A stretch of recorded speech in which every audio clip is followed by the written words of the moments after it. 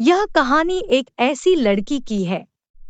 उसे अपने कुरूप रंग की वजह से बहुत ज्यादा दुख सहने पड़ते हैं। रामनारायण की बेटी रोशनी रंग सांवला था लेकिन मन की बहुत अच्छी थी। रोशनी की मां नहीं थी। वो बचपन में ही चल बसी। वह अपने पिता और भाई भाभी के साथ रहती थी। रोशनी के घर रिश्ते तो बहुत आए, लेकिन कुछ लोग सांवले रंग की वजह से चले जाते। लेकिन कुछ लोग सांवले रंग को धन के तराजू में तोल कर लेना चाहते थे। एक दिन रामनारायण का दोस्त रामदयाल उसके घर आया। जब उन्हें अपने दोस्त की परेशानी का पता चला, तो अपने दोस्त की चिंता को मिटाने के लिए अपने बेटे सुमित से बिना पूछे उसका रिश्ता रोशनी से तय कर आए। जब मां ने सुमित से बताया तो मैं उस कालुटे लड़की से शादी नहीं करूंगा। उसे देखकर गांव वाले क्या कहेंगे, मेरे दोस्त क्या कहेंगे। इससे अच्छा तो आप मुझे जहर देकर ही मार देती। बेटा, तुम्हें यह रिश्ता करना ही पड़ेगा, क्योंकि तुम्हारे पिताजी लकीर के फकीर है। लेकिन सुमित को यह रिश्ता ना मंजूर था, लेकिन पिताजी के दबाव में आकर सुमित को शादी करनी ही पड़ी। शादी के बाद रोशनी सुमित के घर आ गई। सुमित की मां सुशीला नाम से तो देवी थी, लेकिन वास्तव में थी तो कुछ और ही। सुशीला ने जब देखा कि उसका पति रामदयाल किसी काम से बाहर चला गया और बेटा भी माला फेंककर बाहर भाग गया, बहू अकेले दरवाजे पर खड़ी है, तो सुशीला बोली, अरे वो कुलक्षणी यहाँ खड़ी होकर क्या अपने बाप को रो रही है, जिसने दहेज में एक बर्तन तक नहीं दिया। रोशनी सोच में पड़ जाती है और सारी बातें समझ जाती है। क्यों सास उसे दुदकार रही है। माँ जी, मेरे पिताजी को कुछ मत कहिए। सुशीला बीच में ही बात काटते हुए बोली, तो अब बोलती भी है। सुन कलूटी, तेरी औकात ही इस घर में नौकर जैसी है, और खबरदार अनिदा से मुझे माँ जी कहा। तो इसी बीच रामदयाल जी घर आ जाते हैं। सुशीला तो एकदम चुप हो जाती है। तो रामदयाल जी बोलते हैं, अरे बहू, अभी तक दरवाजे पे खड़ी हो।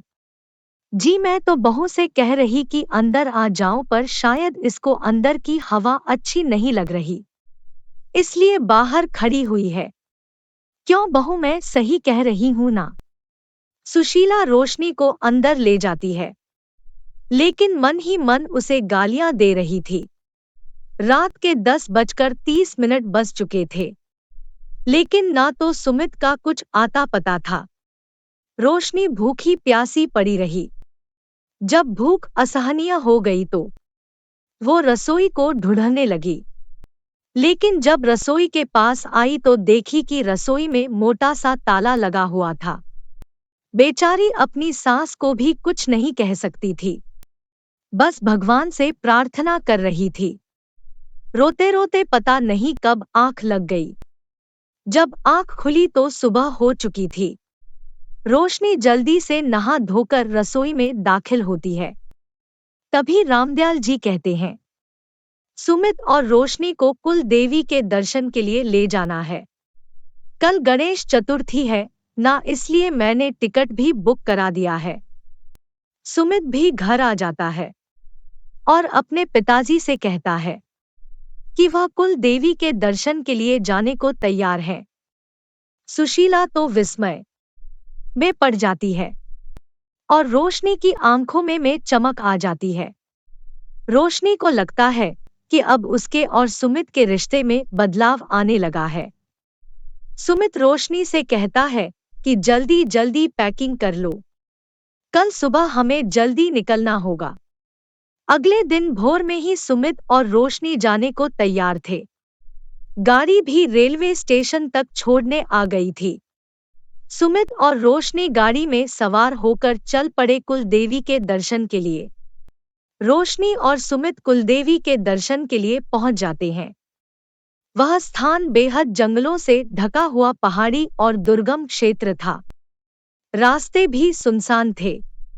रोशनी को यहाँ डर सा लगने लगा।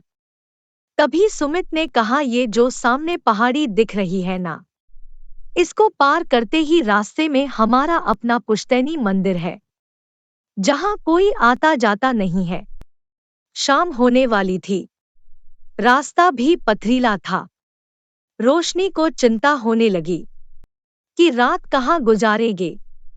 यहाँ तो दूर दूर तक कोई इंसान दिखाई नहीं दे रहा था। हम रात को कहाँ रहेंगे? सुमित ने रोशनी की बात का कोई उत्तर नहीं दिया और चुपचाप आगे होने लगा। रोशनी बुरी तरह से थक चुकी थी, लेकिन चाहकर भी सुमित को आराम के लिए नहीं कह पा रही थी। हमें यह पहाड़ी पार करनी पड़ी। अगर तुम मेरे साथ आना चाहते हो तो आ सकती हो, वरना यहाँ बैठकर मेरी प्रतीक्षा करो। मैं खुद दर्शन करके आ जाऊंगा। रोशनी के सामने बड़ी चुनौती थी। अगर वह ऊपर जाना चाहती है तो उसमें इतना सामर्थ्य नहीं बचा था, और अगर नीचे ही बैठकर प्रतीक्षा करती, वहां अकेली भी थी और रात होने लगी थी। रोशनी को कोई मार्ग नहीं सूझ रहा था कि रोशनी भी जल्दी से उसके पीछे हो ली। चलते चलते वह पहाड़ की चोटी के पास पहुंच गई, जहां पर हल्का सा अंधेरे में सफेद मंदिर दिखाई दे रहा था। रोशनी ने सुमित से पूछा कि क्या यही मंदिर है, लेकिन सुमित की आवाज नहीं आई। सुमित वहां था ही नहीं। अब तो रोशनी पूरी तरह डर गई। ना आगे के रास्ते का पूरा ज्ञान, ना पीछे जा सकती थी, क्योंकि वहां पहाड़ियों से ग्रामीण बस्ती बहुत दूर मध्यम लाइट दिखाई दे रही थी। रोशनी ने सुमित को पुकारा, सुमित, सुमित, कहाँ हो तुम? किंतु कोई उत्तर नहीं मिला। रोशनी वहीं पास बैठ गई। रात हो चुकी थी। अब तो जंगलों में जंगली जानवरों की आवाजें आने लगी। सुमित रोशनी को जंगल में छोड़कर नीचे की ओर खिसक लिया। अंधेरा ज्यादा था। तभी सुमित का पैर फिसला, वो धड़ाम से नीचे गिर गया। रोशनी को सुमित की चीख सुनाई दी। वह जल्दी से सुमित को ढहने लगी। रोशनी ने आवाज का अनुसरण किया और वहां गई। पास में ही सुमित का मोबाइल पड़ा था। रोशनी जल्दी से सुमित के पास आई। अर्धघायल अवस्था में था सुमित। तभी सुमित अचेत सा अवस्था में होकर रोशनी ने सुमित को उठाने की कोशिश की। काफी समय के बाद सुमित को होश आया तो उसने देखा कि वह रोशनी के आंचल में पड़ा हुआ है। गुस्सा बस वह उठने की कोशिश करने लगा, लेकिन वह उठ नहीं पाया। रोशनी रोए जा रही थी, लेकिन अंधेरे रास्ते में वह सुमित को ना तो नीचे ले जा सकती और ना ही ऊपर मंदिर में। रात के 1:45 बज चुके थे। अचानक से मोबाइल में नेटवर्क आ गया। रोशनी ने घर फोन किया, लेकिन किसी फोन नहीं उठाया। रोशनी बार फोन करती रही, लेकिन फोन नहीं उठाया। तभी फोन की घंटी बजी तो रामदयाल जी पहुंचते हैं कि बता दो कि तुम कहां पर हो। रोशनी ने जो जो रास्ते में देखा सब बता दिया और कहा, यहाँ पहाड़ी वाले पुराने मंदिर के पास ही है हम। पहाड़ी वाला मंदिर? रामदयाल जी तो अवाक रह गए। तभी रामदयाल जी ने कुछ नौकर और गांव के साथियों को इकट्ठा किया और उस तरफ चल पड़े। घर में सुशीला अकेली सोई हुई थी।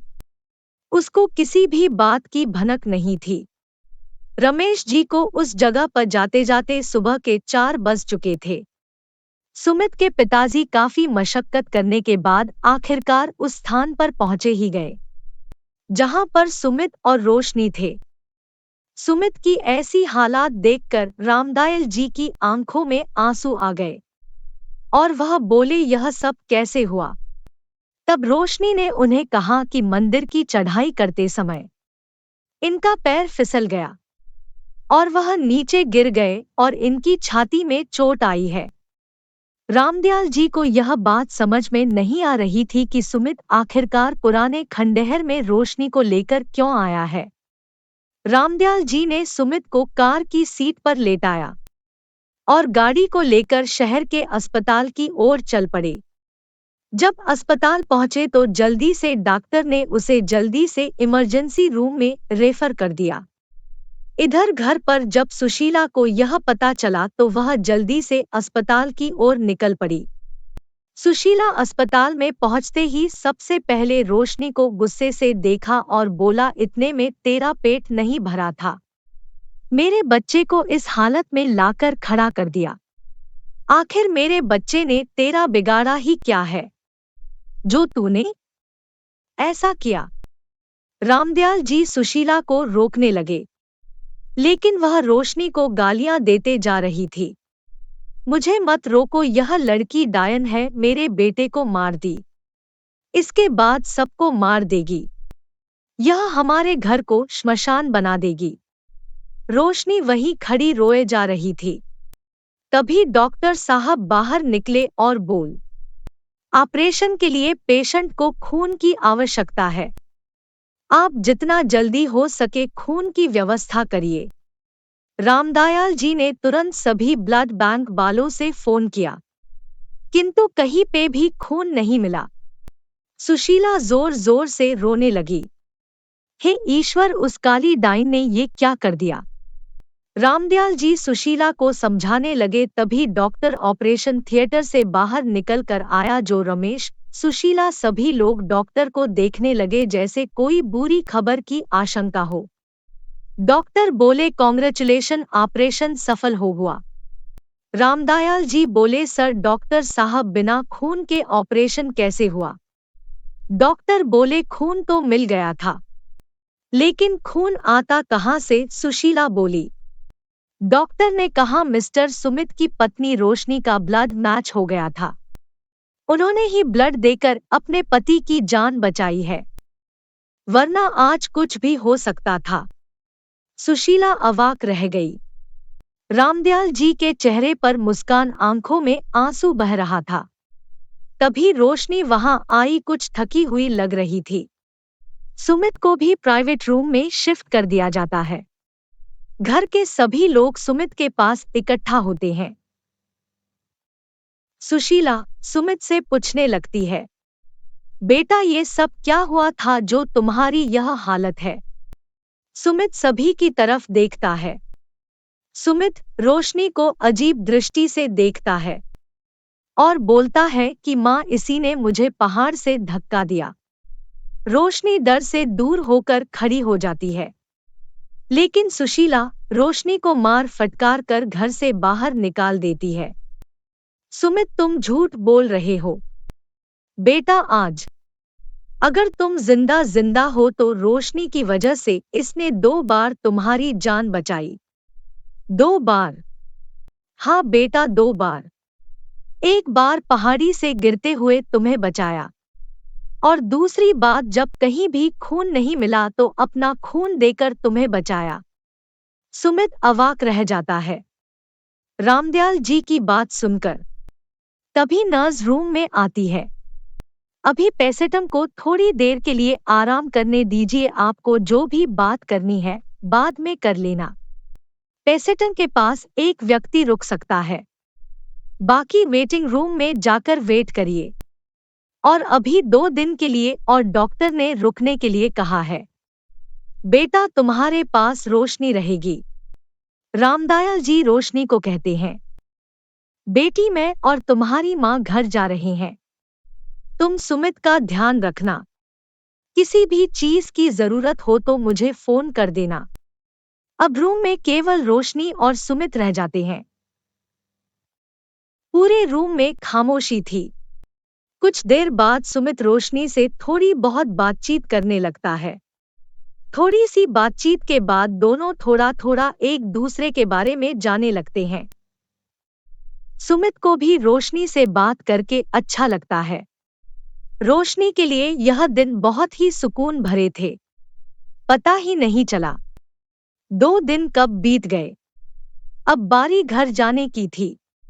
रामदयाल जी गाड़ी लेकर सुमित को अस्पताल लेने आ गए। अब सुमित थोड़ा बहुत चलने फिरने लगा था। गाड़ी में बैठकर वह लोग घर आ गए। आपने दवाई नहीं ली? हाँ, बस लेने ही वाला था। आप भी ना बिल्कुल अपना ख्याल नहीं रखते हैं।